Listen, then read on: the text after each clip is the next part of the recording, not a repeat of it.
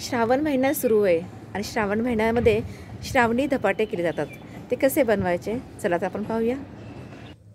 हा आपण हिरवी मिरची ठेचा घेतलेला आहे, जिरे, ओवा, हिरवी मिरची आणि लसूण हे आपण बारीक करून घेतलेले आहे। तीळ आहे, हळद आहे, ज्वारीचे पीठ आहे, बेसन पीठ आहे, गव्हाचे पीठ आहे आणि हे तांदूळ आणि उडीद डाळीचे पीठ आहे आणि मीठ चवीनुसार असणार आहे आणि भिजवण्यासाठी आपल्याला पाणी लागणार आहे।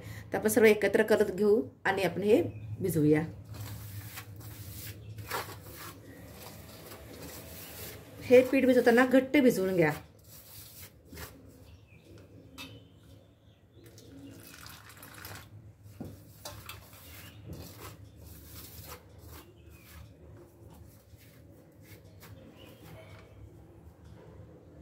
आता हे आपले पीठ छानपैकी भिजवून झालेले आहे, तर आपण हे जसं सुती कापड ओलसर करून घेतले त्यावर आपण ते झाकून किमान 15 मिनिटं तरी ठेवूया, म्हणजे पीठ छानपैकी भिजेल।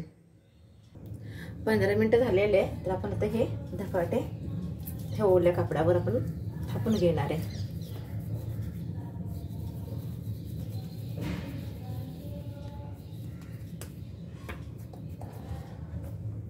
बोटाच्या साहाय्याने हे पुढे पुढे ढकलत जायचं असं, आणि जितकं पातळ करता येईल ना तितकं ते पातळ करत राहायचं। ह्याच्याकडे अशा बोटाच्या साहाय्याने एकसारख्या करायच्या। आणि हे बघा, पीठ घट्ट असेल ना तर हे असं आपोआप पुढे सरकतं आणि सुती कापडच आहे खाली, कापडाचं सुद्धा असं पांढरं, तर तुम्ही एखादा कॉटनचा रुमाल घेऊ शकता आणि त्या ओलसर रुमालावर आपण हे धपाटे थापून घ्यायचे।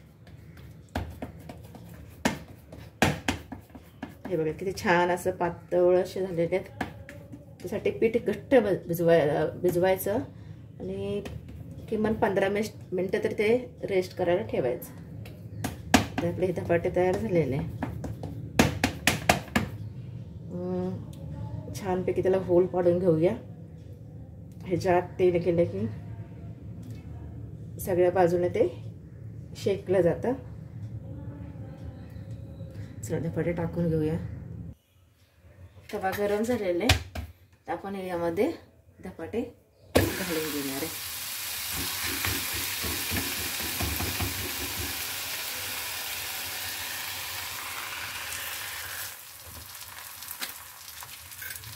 आणि हे आपण झाकून ठेवणार आहे।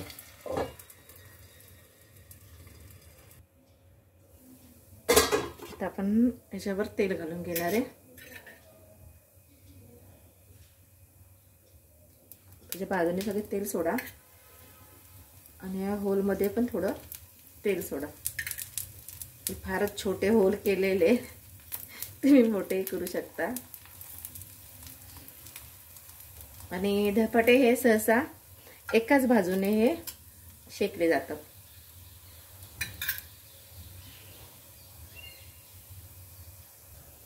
आपले श्रावण धपाटे सगळ्या बाजूने मस्त शेकून झालेले, हे बघा। पण सहसा ही एकच बाजू शेकली जाते। तुम्हाला दाखवण्यासाठी मी पलटी केलं होतं, तर आपण आता हे काढून घेऊया।